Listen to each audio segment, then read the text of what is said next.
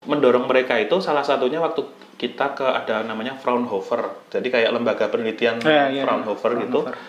Fraunhofer Institute ya? Fraunhofer Institute. Kan ada Max Planck Institute, ada Fraunhofer Institute. Nah, yang di Fraunhofer Institute itu mereka benar-benar getol setelah dulu ada istilahnya success story.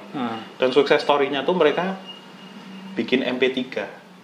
Teknologi MP3 itu, dan itu nge-boom waktu itu karena royalti dan lain sebagainya, mereka tiba-tiba jadi kaya raya gitu. Balik lagi ya, entrepreneur itu kan sebenarnya lebih bagi ke tujuan ya. Jadi kenapa gue memilih jalan ini atau teknopreneur dan lain-lain, ya itu pilihan. Karena gue merasa lebih nyaman di sini, gue bisa atur yang gue bisa kontrol gitu ya. Jadi gue manage bisnis, gue kerjain, dan gue nggak meninggalkan keluarga juga. Banyak juga di Amerika. Wah, lu lihat aja hampir semuanya kayak kacau. Even Steve Jobs pun family-nya broken segala macam. Baru dia di penghujung hidupnya dia menyesal gitu. Lu bisa jadi apapun, lu bisa banyak uang, lu bisa beli apapun, tapi lu nggak bisa beli kesehatan lu, waktu lu dan lain-lain. Nggak ada yang mau gantiin. Kalau kita bikin simpelnya gini, yang paling gampang tuh contoh koperasi pekerja. Jadi kalau koperasi pekerja itu beda sama koperasi karyawan ya. Kalau koperasi karyawan itu kan ada suatu perusahaan, misalnya yang gampang apa yang terkenal Telkomsel. Kan ada koperasi karyawannya nih, Kisel namanya. Nah, ada dua entitas berbeda kan, ada Kisel, ada Telkomsel. Kalau ini koperasi karyawan, ada dua entitas. Kalau koperasi pekerja itu satu entitas. Jadi suatu perusahaan yang dimiliki oleh karyawannya sendiri, oleh pekerjanya sendiri. Oleh seluruh orang yang terlibat di perusahaan tersebut. Ya, oleh semua pegawai yang ada di perusahaan tersebut. Secara demokratis. Karena kalau koperasi, satu orang satu suara. Tapi kalau ngomongin kompensasi ekonominya bisa beda-beda. Maksudnya gajinya beda-beda nggak apa-apa. Kalau ada profit dibagi-baginya dengan cara yang berbeda juga nggak apa-apa. Tapi tergantung iurannya mereka gitu. Tergantung iuran bisa, tergantung kontribusi bisa. Kontribusi itu bisa macam-macam. Bisa jam kerja, bisa segala macam. Nah, tapi titik krusialnya adalah di satu orang satu suara. Justru yang gua concern adalah dealing with people sebenarnya. Karena engineers kita biasanya dealing with things gitu ya, apapun itu, code, komputer, beton gitu ya. Apalah gitu, rumah, bangunan, jembatan mungkin. Ya things yang basically bisa kita kontrol. Sangat reaktif gitu. Jadi misalnya aksi sama dengan reaksi lah gitu ya. People deh. Kalau things, jadi reaksinya itu adalah highly predictable gitu. Jadi ya kita artinya kalau teman-teman adalah coder ya, kalau salah ya dikasih tahu salahnya di mana gitu kan. Iya kan. Exception-nya jelas, line berapa gitu, apa problemnya. Tapi kalau kita dealing with people kan nggak gitu. Kita nggak tahu salahnya di mana gitu. Kita harus pintar menginfluence, kita harus pintar mencari tahu gitu. Gua kira itu tantangannya sebenarnya. Kalau dari industri musiknya, industri kita ngomong, kita tuh belum punya manajemen copyright itu masih jelek banget sebenarnya. Copyright manajemen di kita masih jelek banget. Dimana artis tuh banyak yang mendapatkan haknya dia atas copyright yang benar gitu sebetulnya. Karena memang belum ada sistemnya. Sistemnya belum ada, cuman masih sangat konvensional. Jadi banyak yang lost di situ potensialnya. Sedangkan kalau dilaksanakan semua tuh udah terbiasa dengan baik. Lagu diputar di kafe itu bisa jadi pemasukan. Jadi yang namanya penulis lagu kalau tiba-tiba udah nggak laku untuk main live, dia tetap bisa dapat pemasukan pasif. Kalau di Indonesia nggak bisa. Belum ada sistemnya. It's about sustainability karena at the end of the day TGOPP, Yemi, Mas Heri, Pak Amin gitu, we will not be here gitu ya. Governor will change, Pak Anies will not. Tapi mesin birokrasinya tadi, makanya kalau gue berdoanya terakhir tuh ada 1 lembar gitu, maksimal 2 atau 3 gitu kasih ke gubernur, wakil gubernur terbaru. Dilanjutkan seperti ini apa? loh sistemnya yang sudah di set up, soal pengaduan gimana, soal kinerja gimana, soal apa gimana, monggo silahkan dipakai. Tentu nanti ada new pemikiran lain, development, tapi the system birokratik system itu menurut gue itu sih yang penting ya. Jadi kalau memang mau ngebangun beneran, kan kita bukan rely on leadernya aja kan, tapi kita harus bikin sistemnya. Jadi maksud gue oke lah kalau orang-orang yang punya tabungan mah enak kayak gitu kan, bisa coba dalam tanda kutip ini situasi emergensi, dana darurat dipakai dan segala macam. Cuman kan kalau dari sisi orang-orang yang tidak punya dana emergency itu jadi lebih urgent nih. Nah, menurut gue ini bisa jadi peluang karena kan kita di rumah pasti ada internet lah ya, minimum paket data lah kayak gitu. Menurut gue mungkin gimana sih kalau lo kan udah pengalaman begitu lama gitu, ada nggak sih cara menghasilkan uang yang mudah gitu ya dari internet? Bold statement-nya adalah cara menghasilkan uang yang mudah dari internet gitu ya. Kalau pertanyaannya seperti itu, jawabannya kelihatannya mudah, tapi sebenarnya sama aja dalam arti begini nih. Ketika kita fokus terhadap sesuatu, maka yang akan kita fokuskan itu membesar. Ketika kita lihat ada beberapa simptom-simptom krisis, ketika semua orang kemudian memikirkan dirinya sendiri, keep reserve cash buat dirinya sendiri, kan banyak banget tuh perencanaan keuangan. Oh, saatnya siapkan dana darurat, tight money policy, mulai peluru dan segala macamnya. Akhirnya mereka mulai keep buat dirinya sendiri dan nggak peduli apa yang terjadi orang lain. Efeknya apa? Krisis bisa semakin dalam karena velocity harta nggak berjalan. Akhirnya muncul kayak kriminalitas meningkat dan segala macamnya. Akhirnya makin ngeri gitu loh.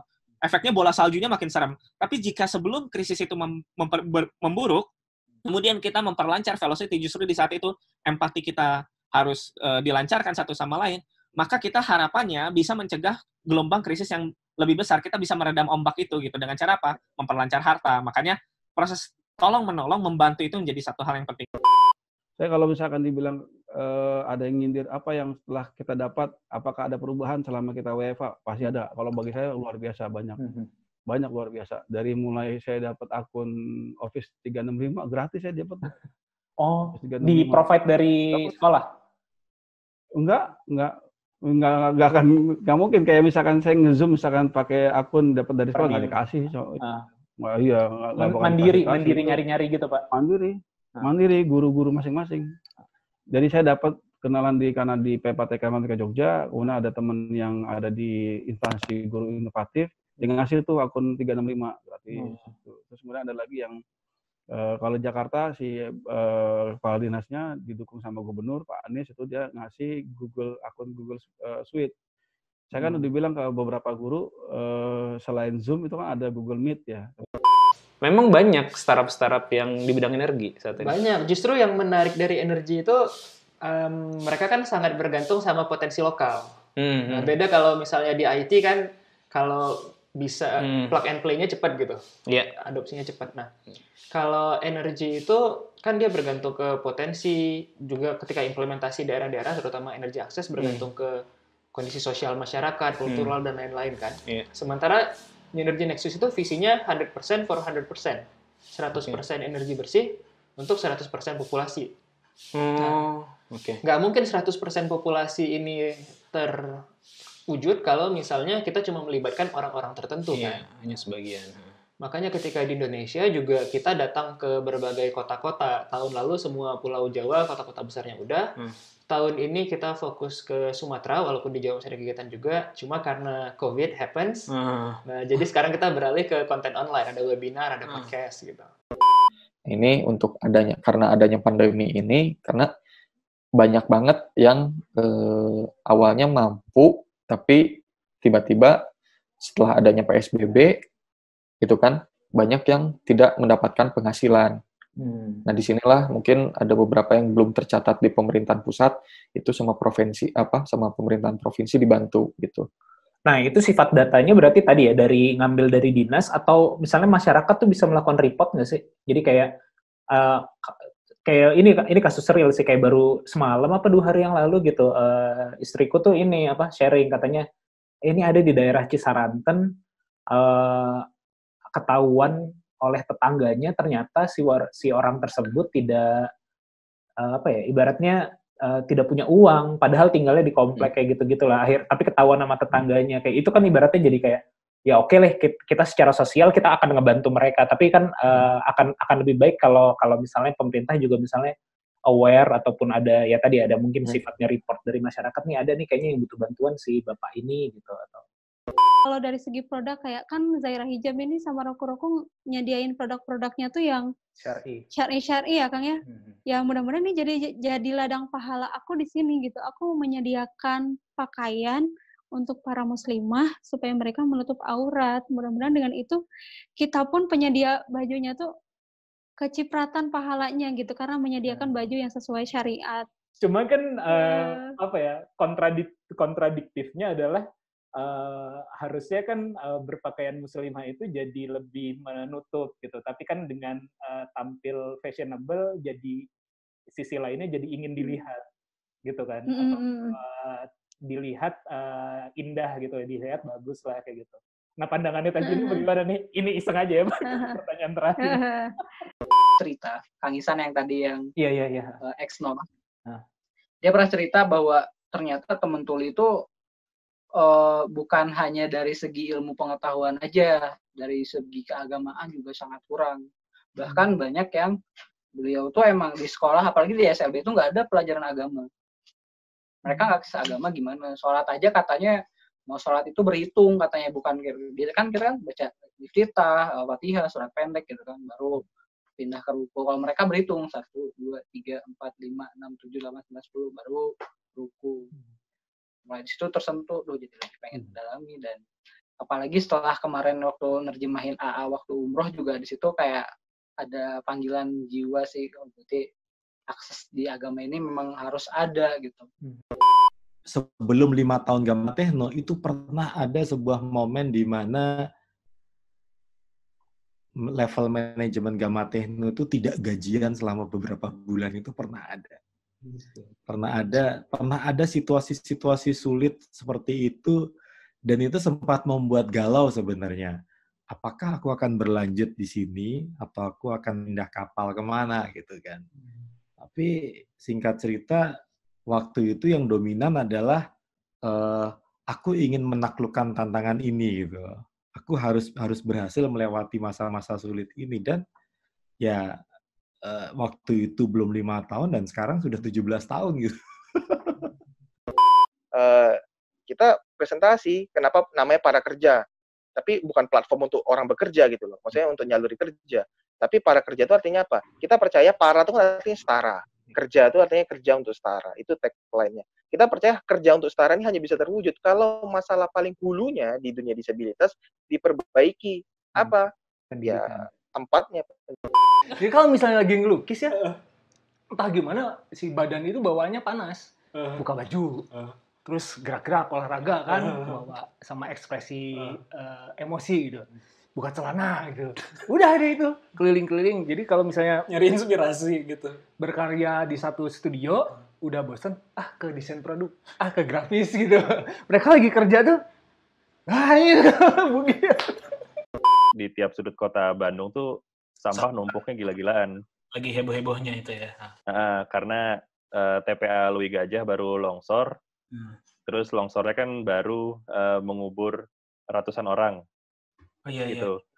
Dan itu termasuk 3 besar kalau nggak salah longsornya TPA terbesar di dunia.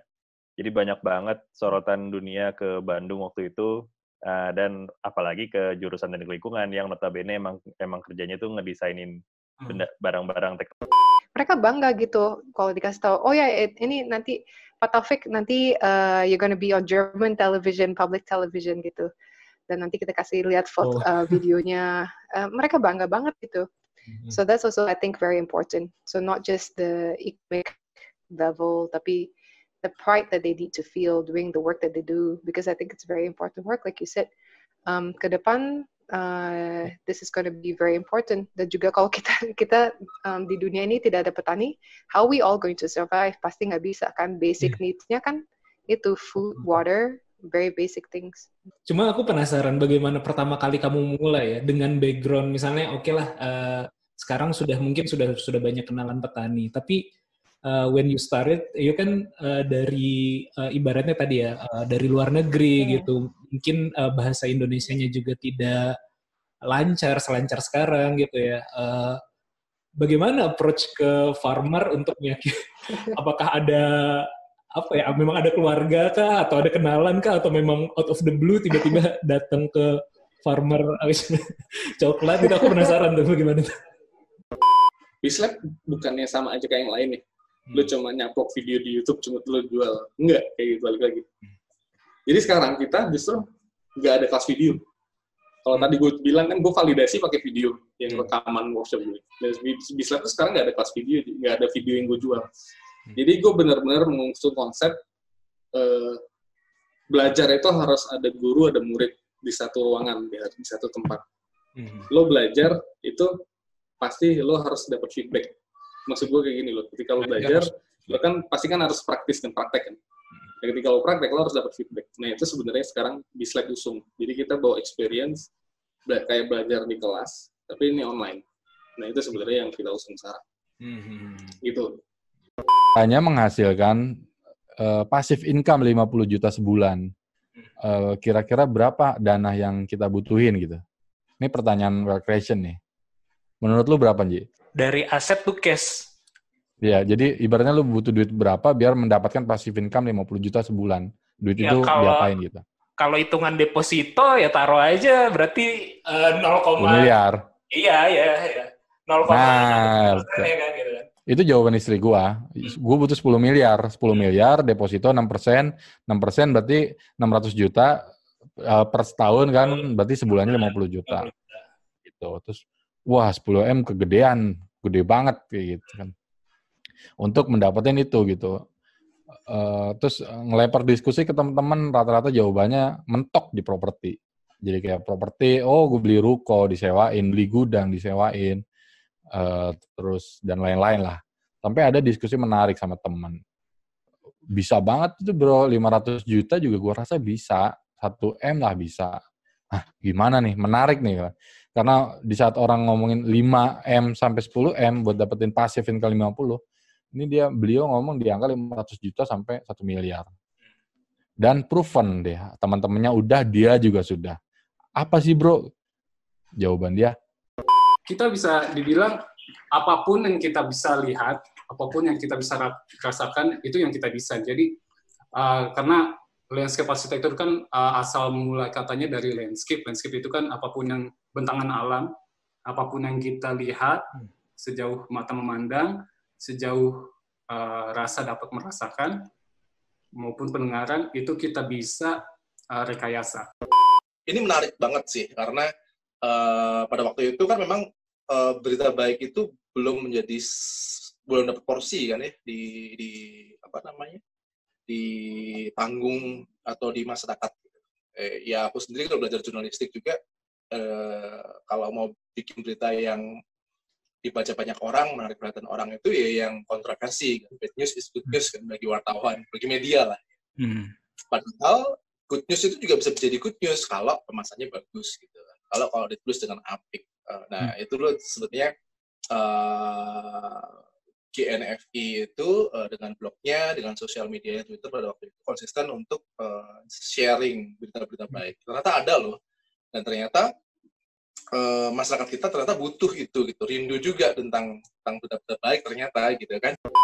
Kalau almarhum bapakku bilang itu setidak berdayanya perempuan, at least kamu harus berdaya untuk keluargamu dan orang-orang yang ada di sekitarmu. Menjadi berdaya itu pada akhirnya jadi value buat aku gitu.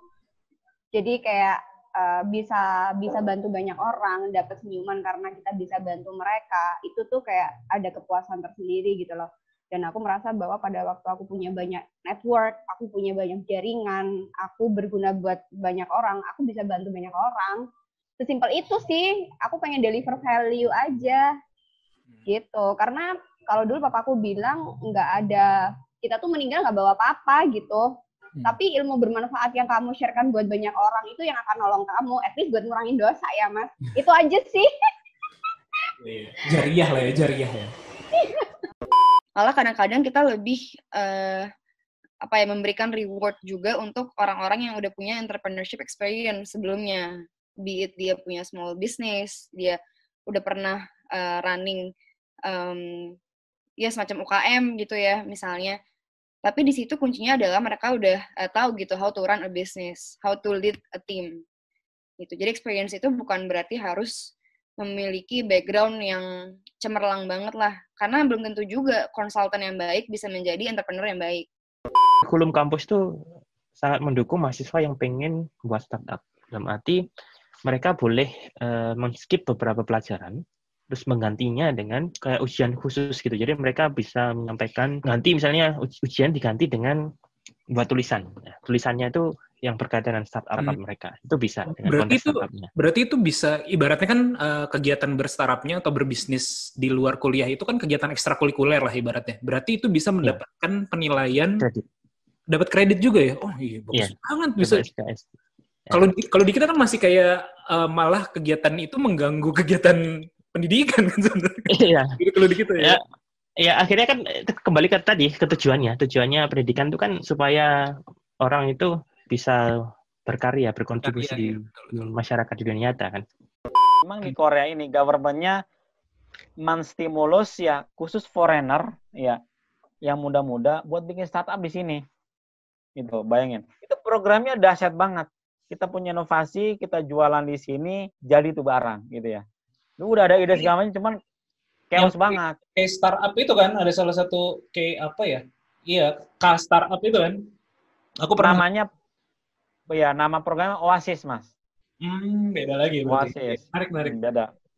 Jadi emang khusus untuk foreigner yang punya startup. Dan itu memang ya karena mutualis ya, mereka ciptakan ekosistem, environment gitu ya.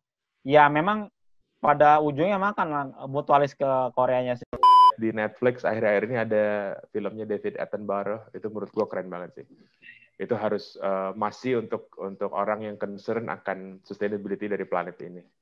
Because if there's no planet, there's no business, man. Gitu. Kecuali bisnis itu adalah memindahkan orang dari bumi ke planet lain. That you'll be profitable. Bahkan diamond itu jauh lebih banyak daripada pohon. Harga mahal berdasarkan kelangkaan nih dalam skala universe atau dalam skala tata surya gitu. Pohon itu possibility-nya cuman ada di bumi di mana gitu. Tapi diamond tuh bahkan di Jupiter tuh hujannya hujan diamond gitu loh. Jadi kalau kita ngomongin ya environmental lah ya. Mungkin itu salah satu ini juga. Nah, saya kebetulan kemarin juga ada sempat menyumbang kostum ya gitu. Jadi saya bekerja sama dengan stylist di film itu. Ya, Scoot sama Melbourne Rewind. Melbourne Rewind itu memang saya cuman artis utamanya aja, jadi yang perempuannya aja. Dan juga cuman several scene aja gitu. Jadi enggak the whole wardrobe gitu, karena satu film itu sebetulnya mereka itu mix and match gitu. Jadi kalau misalkan jasa seorang desainer diperlukan, memang hanya khusus untuk wardrobe yang memang spesial ya, untuk scene yang khusus. Kalau film luar negeri itu beda.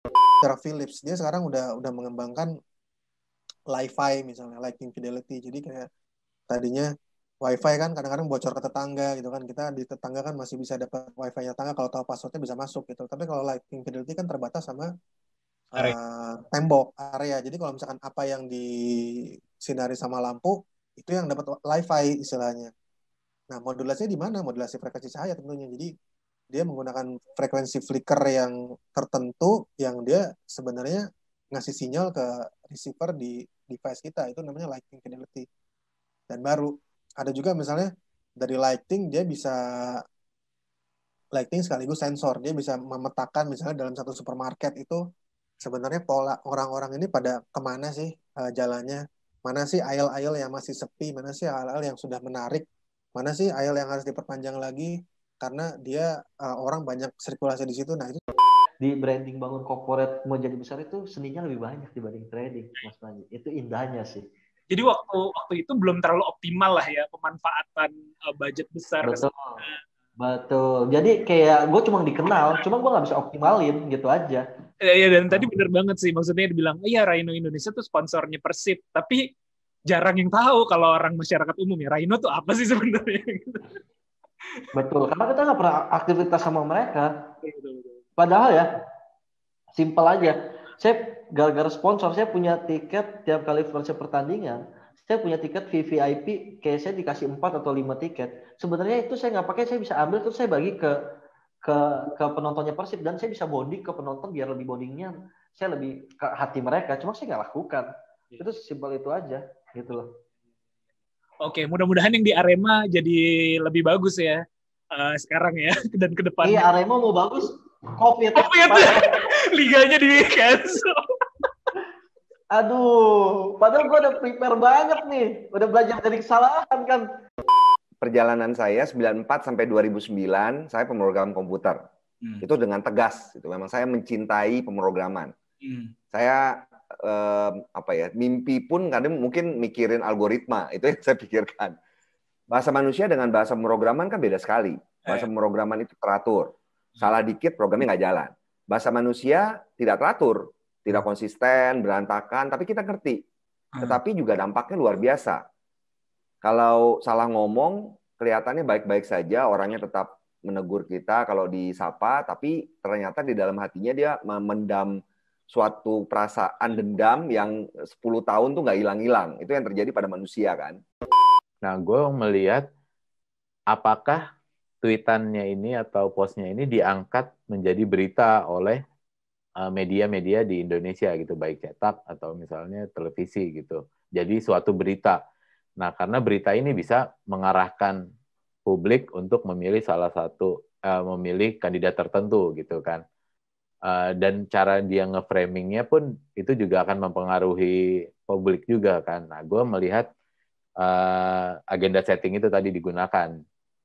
Sejauh mana bisa di-set, dan gimana cara prakteknya mindah dari sosial media bisa masuk ke media gitu, mainstream media disebutnya, dan bisa nanti mempengaruhi hasil voting. Dia lahir dikarenakan di saat tahun 1900-an awal ada suatu kebutuhan akan orang-orang yang memiliki kompetensi, ya, skill lintas fungsi untuk menjadi seorang manajer. Untuk memanage apa? Untuk memanage perusahaan yang sudah berdiri dan sudah established. Itu dulu. Jadi MBA pertama kali dilahirkan ya adalah MBA General Management, di mana fokusnya untuk melahirkan seorang manajer.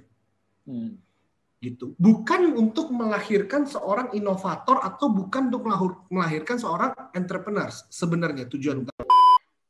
Kayaknya ada pergeseran juga sih. Kalau dulu aku yakin menakut-nakuti orang itu adalah cara yang paling gampang. Contoh, ngomongin ya asuransi kan, kalau telemarketing juga sama kayak gitu kan. Lebih ke, ya jadi ngomongnya tuh udah ke meninggal gitu. Kita tuh kan takut ya, kalau kita meninggal, anak kita nanti gimana, orang tua gimana gitu. Jadi ya udah kita invest aja ke asuransi itu misalkan kayak gitu. Karena ya udah ditakut-takutin duluan. Kita tuh lemah sebenarnya ya. Karena orang ya gitu, mungkin akarnya dari pamali itu kali ya. Simply orang disuruh jangan duduk di depan pintu. Di depan pintu katanya nanti susah jodoh gitu. Padahal ya udah aja karena memang ngalangin jalan kan sebenarnya. Tapi karena ditakut-takutin itu orang jadi lebih oke gitu. Jadi lebih aware. Cara mudahnya ya. Tapi itu nggak bekerja di ini loh. Di rokok loh. Tapi overall kalau boleh gue bilang, gue termasuk yang happy banget sama WFA, dan gue bilang gue nggak akan WFO seumur hidup. Ini keputusan gue. Spotters gue nggak akan pernah WFO. Menurut gue nonsense, karena WFA kita sudah proven berhasil, bagus, no issue gitu kan. Nah ya sampai pada titik menarik banget. Plusnya yang lain adalah gue bisa hiring orang benar-benar literally dari berbagai penjuru dunia. Gue dapat satu orang, dia tinggal di Kanada. Kita fine, nggak ada masalah menyesuaikan itu. Dia juga happy, kita juga happy aja kok, no issue gitu. Gue punya satu tim yang dia anak kuliahan malah. Dia lagi kuliah S2, udah mau selesai di Jepang, di Kyoto. Gue baru hire dia. Baik-baik aja, gak ada masalah gitu ya. Sama gue punya anak intern, dia di Belgia, di Turki, segala macam, fine-fine aja, gak ada isu. Kita nyesuaiin sama time zone-nya segala macam. Gue pribadi ini banget ya, terbuka mata gue. Ini hal baru buat gue.